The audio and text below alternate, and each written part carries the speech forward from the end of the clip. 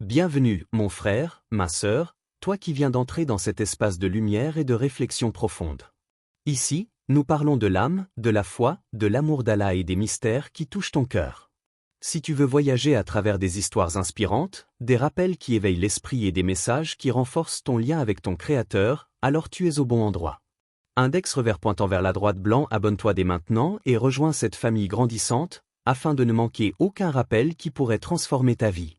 Car chaque mot ici est pour toi, et chaque instant est une invitation à te rapprocher d'Allah. Bienvenue à toi, et que cette chaîne soit pour toi une source de paix et de lumière. Il y a des moments où l'âme s'égare dans le bruit du monde. Les voix des hommes deviennent des chaînes, les ambitions se transforment en murs, et la lumière du cœur semble s'éteindre lentement, comme une lampe oubliée dans une chambre sans fenêtre. C'est là, dans cette obscurité intérieure, que commence le voyage vers l'éclat, la pureté, la sincérité, l'unicité. Non pas une simple vertu, mais une porte secrète que seul le cœur qui se vide du monde peut franchir. Dis, il est Allah, unique. Allah, le seul à être imploré pour ce que nous désirons. Il n'a jamais engendré, n'a pas été engendré, et nul n'est égal à lui. Sourate Al-Ikhlas, 112. Ce verset, tant récité, tant de fois murmuré sur les lèvres des croyants, n'est pas qu'un énoncé de foi. C'est un miroir qui reflète l'état du cœur. Chaque mot porte une vibration qui purifie l'âme. Quand tu dis « Qul huwa Allahu ahad », tu n'informes pas seulement le monde que Dieu est unique, tu déclares à ton propre ego, rien d'autre que lui ne mérite ton attachement. Un homme vivait autrefois au bord du désespoir. Les jours s'étaient fait lourds, les nuits interminables. Sa maison était silencieuse, mais dans ce silence, il entendait résonner les battements d'un cœur brisé. Il avait tout perdu, richesse, amour, respect, paix. Et chaque prière semblait s'éteindre avant même de monter vers le ciel. Une nuit, il sortit. Le vent était froid, la ville endormie. Il s'assit près d'un vieux puits, et regarda les étoiles avec la lassitude d'un homme qui n'attend plus rien. C'est alors qu'un vieil imam passa par là. Voyant son visage, il lui dit doucement, « Pourquoi portes-tu tant de poids, mon frère ?» L'homme répondit, « J'ai tout perdu, même ma foi. J'appelle Allah, mais il ne me répond plus. » Le vieil homme ferma les yeux un instant, puis dit, « Récite avec moi, non pas avec ta langue, mais avec ton cœur, Qul huwa Allahu ahad. Dis-le jusqu'à ce que le monde s'efface autour de toi. » L'homme obéit. Une fois, 2 fois, puis 100 fois.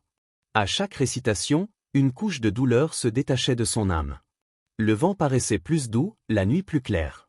Et soudain, une larme coula, non de tristesse, mais de reconnaissance. Ce n'est pas qu'Allah ne lui répondait pas. C'est lui qui n'écoutait plus. La sourate Al-Ikhlas est un secret que peu comprennent. Elle n'est pas un texte court par hasard. Elle est la condensation de tout le Tawhid, le résumé de la réalité divine. Tout ce qui existe revient à ces mots, il est Allah, unique. Quand tu récites cette sourate avec un cœur sincère, elle agit comme une lumière intérieure qui consume les illusions, le besoin d'être aimé par les hommes, la peur de manquer, la dépendance au monde. L'Ikhlas n'est pas une théorie. C'est une expérience. C'est le moment où ton âme, épuisée par la multiplicité, reconnaît enfin que tout ce qu'elle cherchait était déjà en Allah. C'est par le rappel d'Allah que les cœurs se tranquillisent. Coran 13h28. Ces paroles ne sont pas une promesse vague. Elles décrivent un phénomène spirituel réel. Le cœur est comme une mer agitée. Mais dès qu'il se souvient d'Allah, les vagues s'apaisent et l'eau devient claire, révélant au fond le visage de la sérénité. Imagine-toi maintenant fermer les yeux. Le monde disparaît. Tu respires lentement. Et tu répètes « Allahu ahad ». Chaque syllabe devient une caresse sur ton cœur. Chaque répétition, une purification. Tu sens ton âme descendre doucement, comme si elle s'agenouillait devant sa majesté. C'est dans ce silence que tu découvres la vérité, tu n'es jamais seul. Même dans le désert de ton esprit, même dans la détresse la plus profonde, il est là unique, présent, infini. L'homme du puits se leva cette nuit-là, les yeux encore humides, mais son cœur léger. Il n'avait rien retrouvé de ce qu'il avait perdu, mais il avait retrouvé quelque chose de plus grand, la paix qui vient de la certitude. Depuis ce jour, il récitait Al-Ikhlas chaque matin, non pas comme une prière, mais comme un retour. Un retour vers celui qui ne déçoit jamais. Dans un monde qui te pousse à tout vouloir, à tout craindre, à tout aimer sauf Allah, le véritable miracle est de parvenir à dire sincèrement « Il n'y a que toi ». C'est cela, l'Ikhlas, le moment où ton âme cesse de chercher et commence à se souvenir. Un souvenir plus ancien que le monde lui-même, car avant que ton cœur ne batte, il a déjà témoigné. Ne suis-je pas votre Seigneur? Coran 7, 172. Et ton âme avait répondu. Oui, nous en témoignons. Il y avait, au temps du prophète, un homme discret. Un de ses compagnons dont on parlait peu. Il n'était ni riche, ni savant, ni puissant. Mais chaque fois qu'il priait, chaque fois qu'il récitait le Coran, il terminait toujours sa récitation par Surat Al-Ikhlas. Les gens finirent par s'en étonner. L'un d'eux lui demanda, « Pourquoi récites-tu toujours cette sourate ?» Et il répondit simplement, « Parce qu'elle décrit mon Seigneur, et j'aime la réciter. » Lorsque le prophète entendit cela, il sourit et dit, « Dis-lui que son amour pour cette sourate lui a ouvert les portes du paradis. » Un frisson traverse le cœur quand on entend ces mots. Un simple amour. Un amour sincère, pur, sans prétention. Pas des larmes publiques, ni des prières bruyantes. Juste un attachement intime à quelques versets qui contiennent tout Allah. Dans un monde où les gens se battent pour accumuler, cet homme avait compris que le véritable trésor ne s'achète pas, il se récite, il se vit, il se goûte à chaque Allahu Ahad. Allah n'impose à aucune âme une charge supérieure à sa capacité. Coran 2, 286. Regarde comme ces mots résonnent dans la vie de cet homme. Allah ne lui a pas demandé de prêcher, de combattre, de devenir un érudit. Il lui a suffi d'aimer sincèrement un verset. C'est cela, le secret de la foi, l'amour sincère d'un cœur pur peut te porter plus haut que 1000 gestes faits sans âme. Mais pose-toi cette question, pourquoi certains versets te guérissent là où les médecins n'ont rien pu faire? Pourquoi certaines paroles divines font couler tes larmes alors que ton cœur semblait de pierre? Ce n'est pas la langue qui récite, c'est l'âme qui reconnaît. Quand ton âme entend un verset qui lui est familier, elle se souvient. Elle se souvient de la promesse ancienne, du jour où elle a répondu « Oui, tu es notre Seigneur ». Et ce souvenir la guérit. La guérison d'Al-Ikhlas n'est pas une guérison du corps. C'est celle du fardeau invisible que tu portes chaque jour, les inquiétudes, la peur, la solitude, la sensation que personne ne comprend ta douleur. Mais quand tu récites « Allahu Samad, Allah, le seul à être imploré pour ce que nous désirons », tu rappelles à ton âme qu'elle n'a besoin de rien d'autre.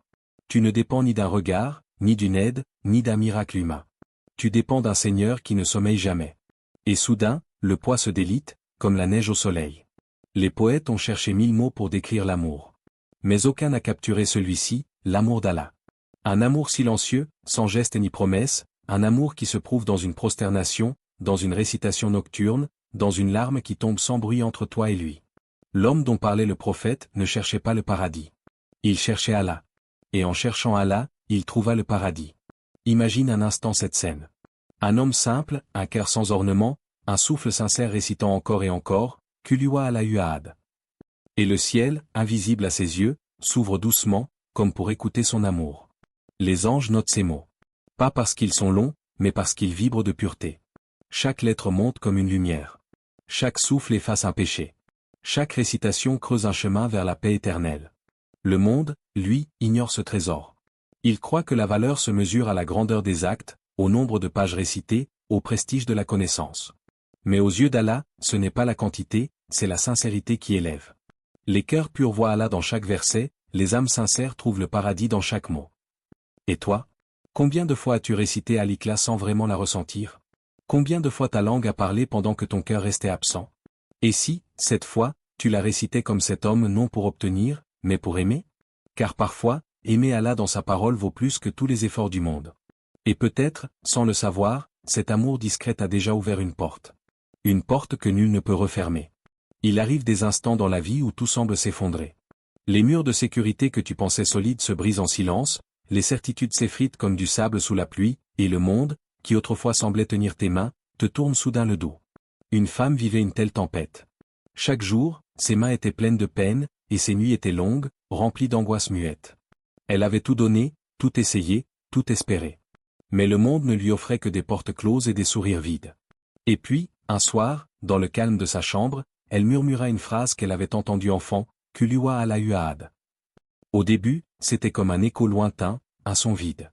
Mais à mesure qu'elle répéta ces mots, une lumière subtile commença à s'allumer dans son cœur. Chaque répétition dissolvait un peu de son désespoir. Chaque syllabe rappelait à son âme que la vérité ne dépend pas du monde, que son Créateur seul est constant, que sa promesse ne faillit jamais. Et peu à peu, la tempête intérieure devint silence, le poids des craintes se transforma en souffle léger. Allah dit, « Et quiconque craint Allah, Il lui donnera une issue favorable et lui accordera sa subsistance d'où il ne s'y attend pas. Coran 65, 2-3.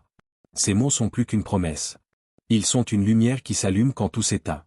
La crainte respectueuse d'Allah, le taqwa, ouvre des voies invisibles, des portes que personne ne voit, des chemins vers une aide qui dépasse la logique humaine. La femme ressentit cette vérité. Chaque fois qu'elle prononçait « Allahu Ahad », elle sentait son cœur s'alléger de la dépendance à ce qui ne peut durer. Elle comprit que les mains humaines peuvent faillir, que les cœurs humains peuvent trahir, mais que le seul sur qui compter entièrement est Allah. Bulle de pensée et toi? Que fais-tu quand le monde te délaisse? Cherches-tu le secours du Créateur ou celui de la création?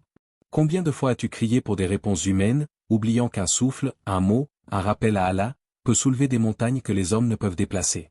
La sincérité de ton cœur devant Allah devient une force que rien ne peut briser. Elle transforme la solitude en refuge, la peur en courage, le désespoir en espoir. Cette femme, autrefois au bord du néant, commença à marcher chaque jour avec cette certitude, elle n'était jamais seule.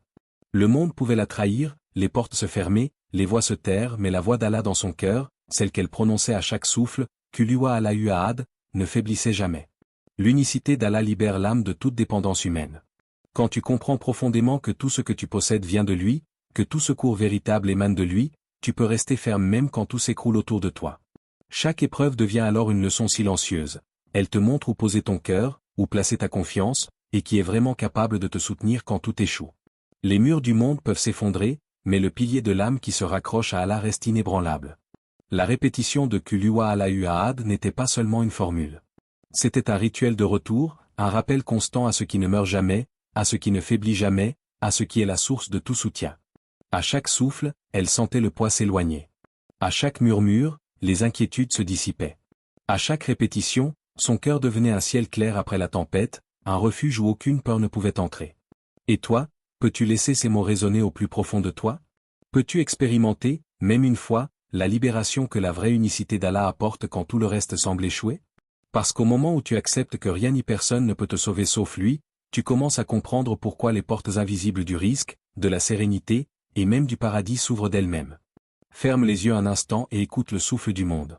Tout autour de toi est bruit, le vent qui frappe les murs, les voix qui réclament ton attention, les pas qui résonnent dans des couloirs invisibles, les pensées qui s'entrechoquent dans ton esprit. Et au milieu de ce tumulte, il y a un silence qui t'attend. Un silence que personne ne peut créer, que personne ne peut perturber. C'est le silence du cœur qui se souvient de lui, de celui qui est la lumière des cieux et de la terre. Allah est la lumière des cieux et de la terre. Sa lumière est comme une niche contenant une lampe. Coran 24h35. Il y a des moments où l'âme s'égare dans le bruit du monde. Les voix des hommes deviennent des chaînes, les ambitions se transforment en murs, et la lumière du cœur semble s'éteindre lentement, comme une lampe oubliée dans une chambre sans fenêtre. C'est là, dans cette obscurité intérieure, que commence le voyage vers l'éclat, la pureté, la sincérité, l'unicité. Non pas une simple vertu, mais une porte secrète que seul le cœur qui se vide du monde peut franchir. Dit, il est Allah, unique. Allah, le seul à être imploré pour ce que nous désirons. Il n'a jamais engendré, n'a pas été engendré, et nul n'est égal à lui. Sourate Al-Ikhlas, 112. Ce verset, tant récité, tant de fois murmuré sur les lèvres des croyants, n'est pas qu'un énoncé de foi. C'est un miroir qui reflète l'état du cœur. Chaque mot porte une vibration qui purifie l'âme.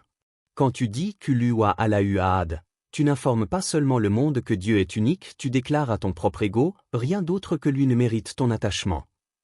Un homme vivait autrefois au bord du désespoir. Les jours s'étaient faits lourds, les nuits interminables. Sa maison était silencieuse, mais dans ce silence, il entendait résonner les battements d'un cœur brisé. Il avait tout perdu, richesse, amour, respect, paix. Et chaque prière semblait s'éteindre avant même de monter vers le ciel. Une nuit, il sortit. Le vent était froid, la ville endormie. Il s'assit près d'un vieux puits, et regarda les étoiles avec la lassitude d'un homme qui n'attend plus rien. C'est alors qu'un vieil imam passa par là. Voyant son visage, il lui dit doucement, « Pourquoi portes-tu tant de poids, mon frère ?» L'homme répondit, « J'ai tout perdu, même ma foi. J'appelle Allah, mais il ne me répond plus. » Le vieil homme ferma les yeux un instant, puis dit, « Récite avec moi, non pas avec ta langue, mais avec ton cœur, Kulua Allahu Ahad. Dis-le jusqu'à ce que le monde s'efface autour de toi. » L'homme obéit. Une fois, 2 fois, puis 100 fois. À chaque récitation, une couche de douleur se détachait de son âme. Le vent paraissait plus doux, la nuit plus claire. Et soudain, une larme coula, non de tristesse, mais de reconnaissance. Ce n'est pas qu'Allah ne lui répondait pas. C'est lui qui n'écoutait plus. La sourate Al-Ikhlas est un secret que peu comprennent. Elle n'est pas un texte court par hasard. Elle est la condensation de tout le Tawhid, le résumé de la réalité divine. Tout ce qui existe revient à ces mots, il est Allah, unique. Quand tu récites cette sourate avec un cœur sincère, elle agit comme une lumière intérieure qui consume les illusions, le besoin d'être aimé par les hommes, la peur de manquer, la dépendance au monde. L'Ikhlas n'est pas une théorie. C'est une expérience. C'est le moment où ton âme, épuisée par la multiplicité, reconnaît enfin que tout ce qu'elle cherchait était déjà en Allah. C'est par le rappel d'Allah que les cœurs se tranquillisent. Coran 13h28. Ces paroles ne sont pas une promesse vague. Elles décrivent un phénomène spirituel réel. Le cœur est comme une mer agitée. Mais dès qu'il se souvient d'Allah, les vagues s'apaisent et l'eau devient claire, révélant au fond le visage de la sérénité. Imagine-toi maintenant fermer les yeux. Le monde disparaît. Tu respires lentement. Et tu répètes « Allah Wahad ». Chaque syllabe devient une caresse sur ton cœur. Chaque répétition, une purification. Tu sens ton âme descendre doucement, comme si elle s'agenouillait devant sa majesté. C'est dans ce silence que tu découvres la vérité, tu n'es jamais seul. Même dans le désert de ton esprit, même dans la détresse la plus profonde, il est là unique, présent, infini. L'homme du puits se leva cette nuit-là, les yeux encore humides, mais son cœur léger. Il n'avait rien retrouvé de ce qu'il avait perdu, mais il avait retrouvé quelque chose de plus grand, la paix qui vient de la certitude. Depuis ce jour, il récitait Al-Ikhlas chaque matin, non pas comme une prière, mais comme un retour. Un retour vers celui qui ne déçoit jamais. Dans un monde qui te pousse à tout vouloir, à tout craindre, à tout aimer sauf Allah, le véritable miracle est de parvenir à dire sincèrement « Il n'y a que toi ». C'est cela, l'Ikhlas, le moment où ton âme cesse de chercher et commence à se souvenir. Un souvenir plus ancien que le monde lui-même, car avant que ton cœur ne batte, il a déjà témoigné. Ne suis-je pas votre Seigneur ? Coran 7, 172. Et ton âme avait répondu. Oui, nous en témoignons. Il y avait, au temps du prophète, un homme discret. Un de ses compagnons dont on parlait peu. Il n'était ni riche, ni savant, ni puissant. Mais chaque fois qu'il priait, chaque fois qu'il récitait le Coran, il terminait toujours sa récitation par sourate Al-Ikhlas. Les gens finirent par s'en étonner. L'un d'eux lui demanda « Pourquoi récites-tu toujours cette sourate ?» Et il répondit simplement « Parce qu'elle décrit mon Seigneur, et j'aime la réciter. » Lorsque le prophète entendit cela, il sourit et dit « Dis-lui que son amour pour cette sourate lui a ouvert les portes du paradis. » Un frisson traverse le cœur quand on entend ces mots. Un simple amour. Un amour sincère, pur, sans prétention. Pas des larmes publiques, ni des prières bruyantes.